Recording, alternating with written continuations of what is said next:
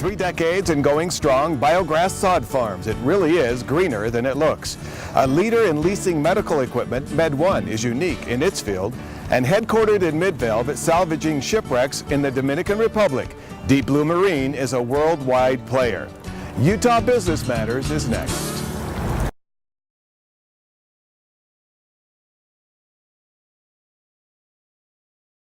And welcome to Utah Business Matters, your weekly television window to small business and entrepreneurism in the state of Utah. We begin today with Biograss Sod Farms. Over 3 decades in business, the Bell family continues to make Utah greener and more comfortable for everyone.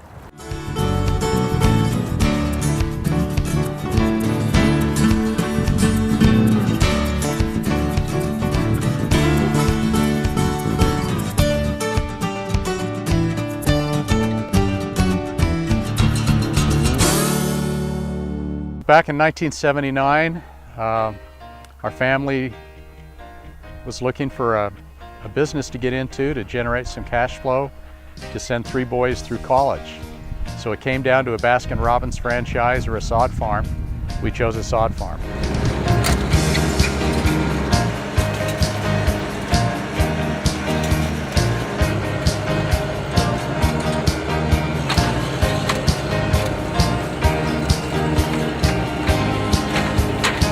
We always knew that kids needed a place to play. We always have known that people have wanted a little patch of lawn outside the backyard or the front yard for barbecues and family gatherings and that sort of thing. We research, we work with different scientists around the country and around the world, and we go out and identify the best grasses for this particular area. You'll want a different grass for a park than you may for a backyard, a little different grass for an athletic field. One of the nicest projects that we've done has been at the Jordan Valley Water Conservation Park. It's the Conservation Garden Park in West Jordan. We've contributed grass, and we've been a big supporter of their efforts there in demonstrating how grass can be used in different environments. We've also done anything from resodding of the Salt Lake Country Club, the Red Ledges Golf Club in Heber City. We've done athletic fields down at Brigham Young University, at Weber State University. And then we've done some interesting things like sodding on the Legacy Highway with our bio-native sod.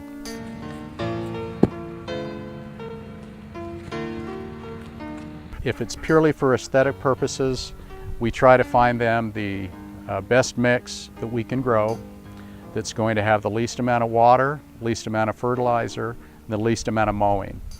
Over on the corporate side of things, we're seeing more and more people are going towards the lower maintenance grasses that require even less water, even less fertilizer, and even less mowing. They lay on it, they play on it, they mow it, they walk on it. And so the quality of the sod is probably, in my opinion, one of the most critical parts of what we do because it really defines the finishing touches on our projects. With biograss, I don't worry about sod coming that's cut too thin or too thick. The quality has been impeccable, and I've just been absolutely thrilled with what they've done for us. The soil bag idea came from some friends of mine that I've met through an organization called Turfgrass Producers International. Every time we've done some re-landscaping, we've added a bag of the fat bags of soil to where we're doing the plantings, and as you can see, things just really pop up and survive very well. The best thing that we can do instead of hauling in a lot of topsoil is to actually take good, high-quality organic matter and amend, till in, incorporate that organic matter into the soils that we have. I found out about their cedar mulch, which is tiny little pieces, and they knit really well on the ground, and not only that, it smells really good when you put this down. We do forest mulch for people that want to bark the top of their flower beds to help them with water retention in the summer.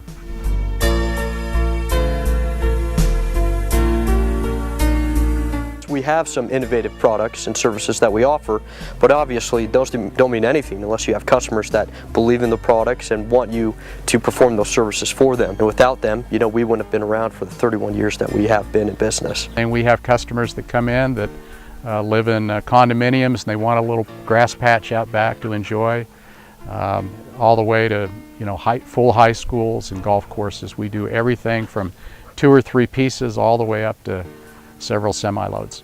Lawns are being grown organically all over the country and all over the world. The use of pesticides and things is often promoted in mainstream media, but it's really not needed. Most people apply 2 to 3 times the amount of water that the lawn actually needs. That's a waste. This is a grass that's called Bella bluegrass. This is a grass that doesn't really produce any seed at all, but it grows vegetatively. And it forms a very, very dense turf. This is a grass that we think it has tremendous athletic potential because it's so dense it's going to hold up well to a lot of foot traffic from kids on soccer fields and big football players. For homeowners, the big advantage is that they just don't have to mow it very often. For 30 years, I've had people joke with me and say, you know, Warren, what you really need is you need a great looking grass that I don't have to mow. Well, we're just about there. In the 30 years of growing grass, this is definitely the most unique grass that we've ever grown. This is the bio-native. These are native wheat grasses. This is the kind of grass that was in the bottom of the valleys, you know, when the pioneers and the original settlers came in and settled the Salt Lake, Tooele valleys, Rush Valley, Utah County, and those areas. Very, very low water use grasses down to only about 8 inches a year, so this will actually survive on natural rainfall. You know, our message is that we're the science of great sod. Our message is that you can have a lawn, you can water that lawn and not feel guilty about it. You can have a lawn from biograss and you won't have to use a lot of fertilizer, and you may not need to use any pesticides at all. I really believe we are doing something great. We're leaving a footprint on all these homes that make it so that the landscapes are easier to take care of. We're making it so people don't have to water as much. They don't have to put down as much pesticide. So in essence, when biograss says it's even greener than it looks, we really are. The easiest thing to do is just go to biograss.com.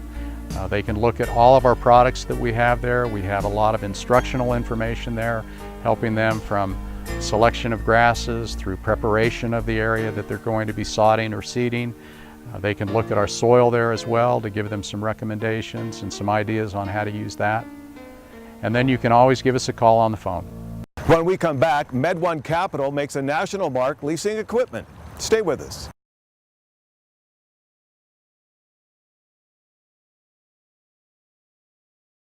And welcome back to Utah Business Matters. Finding a business niche. That's exactly what MedOne Capital of Sandy, Utah has done.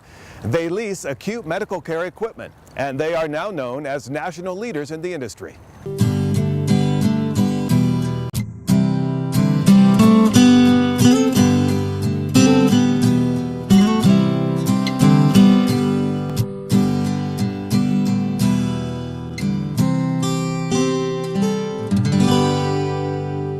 We were both a part of an acquisition about 2 or 3 different times, and every time it happened we didn't like the results, and we finally decided that we were going to go out and do our own thing. We came together in the mid-'80s, a hospital equipment rental company saw a need for a leasing company, and we put the company together for them, and it's proved to be fairly successful. We were the accountant, we were the marketing department, we were the IT support staff, we were customer service.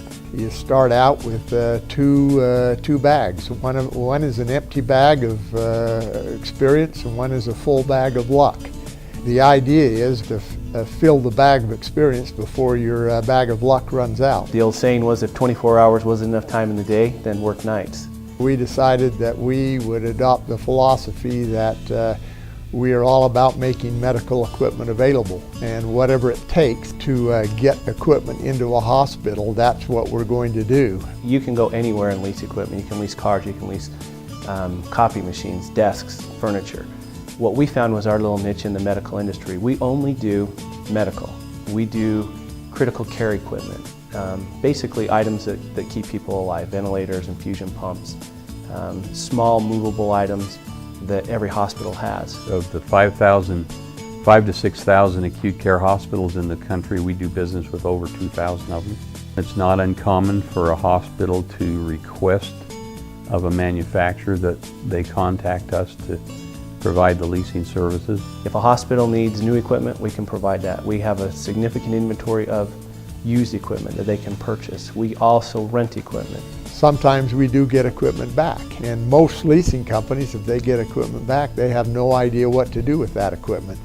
We put it into our rental company and we continue to generate revenue on that equipment. We have $24 million worth of equipment that we keep rented on a short-term basis to hospitals all over the United States. That's what makes us so unique, and I don't believe there's another company out there in the country that has been set up just like MedOne. And we can even repair equipment. We have a first-class biomed facility. Hospitals can send their equipment into us. Our technicians are certified. They repair it, they clean it, and they ship it right back out. There were times where my wife wondered what she had done when we started this company. She wondered what we had done. We went about a year without taking a paycheck, and she was seriously considering why she had chosen to marry me. Hopefully now she has felt that it was a good decision. We frankly said, boy, if we can ever do 12 to $15 million a year in business, this will be a great business. Last year we did about $219 million. So it's grown far and away quicker or larger than we ever thought it would. Our main focus is hospitals, which means 98% of the business we do is outside the state of Utah. However, 98% of our charitable giving is back here into the state of Utah. We have had a very good business. It's been very good to us as we have established here in this community, and we just feel that with the taking we have to be giving. We work with the Salt Lake Bees and their Prevention Dimension program, which brings approximately 13,000 4th and 5th graders to Spring Mobile Ballpark. They are able to go and participate in a baseball game. Throughout the whole time they are learning lessons about the importance of being a good person, abstaining from drugs and alcohol. We're affiliated with Utah Jazz, and we sponsor the Be a Team Player Read program. For about a 3 or 4 week period, they are challenged to read as many minutes as they can. And then at the end, each of the winning schools, or the schools who have the most minutes, receive the reward of having a jazz player come and read a book to them. We're also heavily involved with the Utah Fast Pass event, which is a charitable organization that really reaches out to more of the high school aged kids. One of the programs sends roughly 40 students each year to Washington, D.C. And so we put them on the plane, we send them back there for a week, and they see Washington, D.C. They learn the history of this country. We're also heavily involved in a couple of organizations that benefit law enforcement here in Utah. One in particular is the Honoring Heroes Foundation, which raises money for wounded or fallen officers. I grew up all my life in Utah. I like the mountains. I like the change of weather, change of seasons, and I'm just happy to be in Utah. Well, I'm excited about the future, and my excitement comes from the fact that I look at the baby boomers. In the next 20 years, there's going to be tons and tons of demand for hospital services to baby boomers. I personally think that in the next 5 years we will eclipse what we're doing now. We are currently involved in some projects that could actually revolutionize the way medical equipment is put out to the marketplace. And in the next 3 to 5 years, I think you'll see a significant change, and MedOne will be the leader in that. We have done some business internationally. We are looking now at significantly expanding our international opportunity. I love our niche. I love where we are. I believe the future is very bright for MedOne because we cater to hospitals who need capital equipment to take care of patients, and the patients are going to be the baby boomers. We have been together in some kind of business relationship since the mid-70s, and this partnership is endured 20 years. What you have to do is you have to find something that you love doing, and once you find that, you'll never have to work another day of your life. And I have people asking me when I'm going to retire, and I say, retire from what? I love doing what I'm doing. A lot of business owners are building a business to sell and take a payday, and we're kind of approaching it different. We want it to perpetuate and be in the family. When we come back into the ocean and down in the Dominican Republic as we follow Deep Blue Marine as it salvages shipwrecks.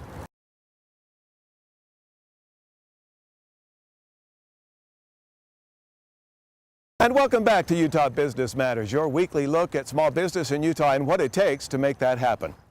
Deep Blue Marine is located in Midvale, but it could never do business there or in the state of Utah. What Deep Blue needs is a nice ocean and a shipwreck in the Dominican Republic.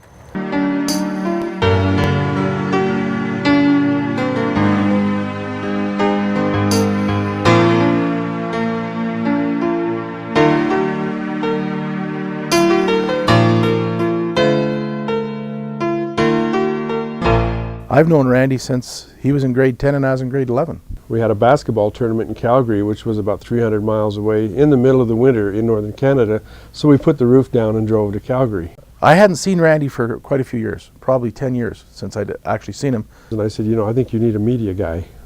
He said, I think you're right. And so now we've been together again, full circle.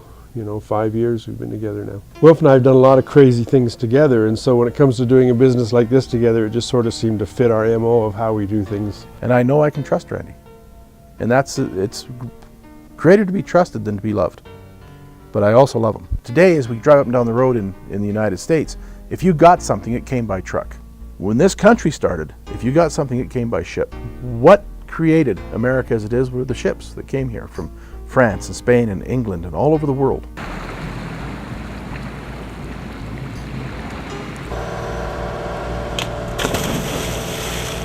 I never really counseled with my wife about this. If I had, I probably wouldn't be doing it.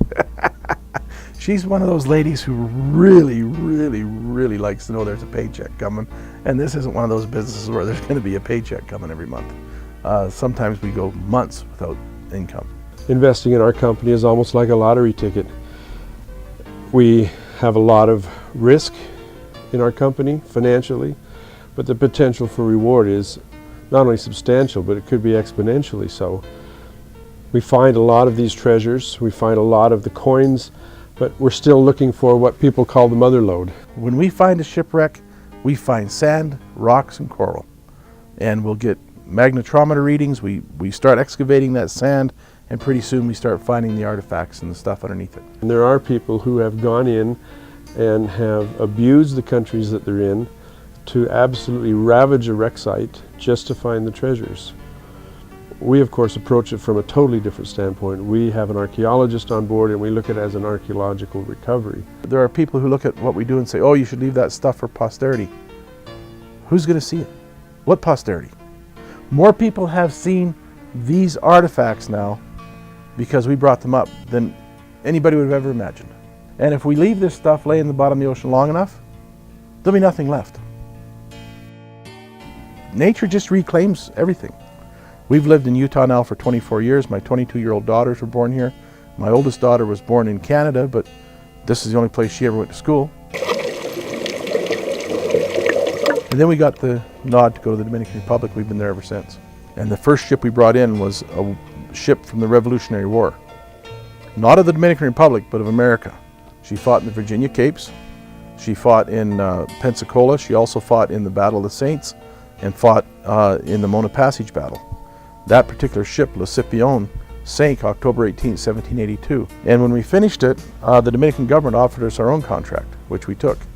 And so when we got that contract, then we worked out on the North Shore. And that's where we're working now. We've surveyed maybe 10 miles of that. And we've already found 17 shipwrecks.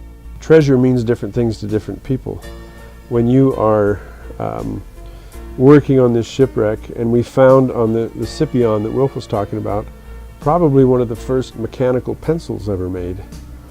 And to me, that is a treasure. They always told us that this shipwreck was a German shipwreck, except for one problem.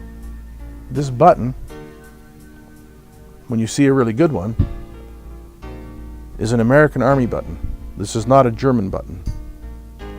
So now you look at it and you say, okay, how can an American Army button be on the shipwreck? And that's the goal of this. It's not to just go out and pull a bunch of cool stuff out of the bottom of the ocean. is to discover the history of it. We have 14 full-time people in the Dominican Republic that work in the diving side of it. We have 3 full-time people that work in the museum side. Right after we got down to the Dominican Republic, we decided, you know what, we want to build a museum here for the people because this is their heritage as well. And about 1.5 years ago, we started construction in the town of Samaná. The museum is currently staffed totally by Dominicans.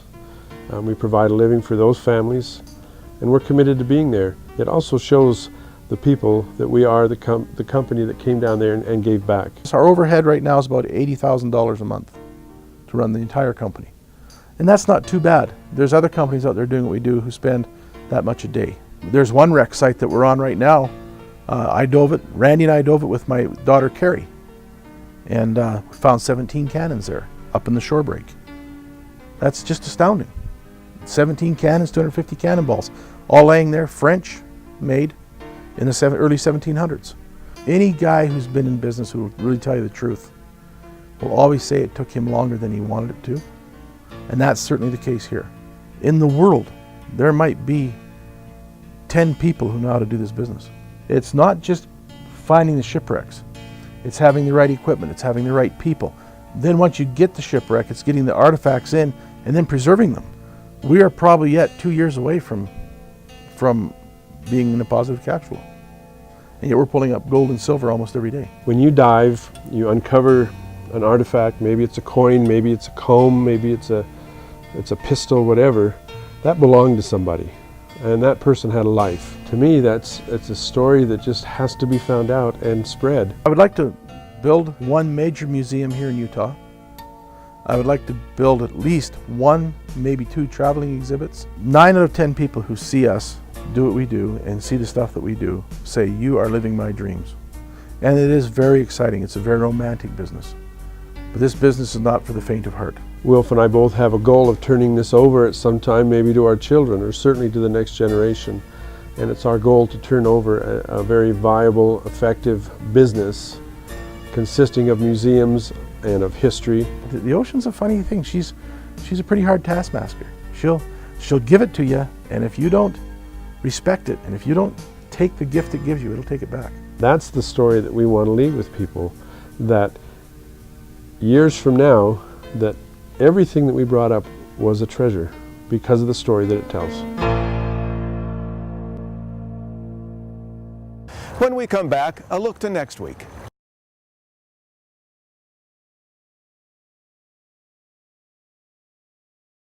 Thanks so much for joining us today on Utah Business Matters. For more information and to see these stories again, check out utahbusinessmatters.com.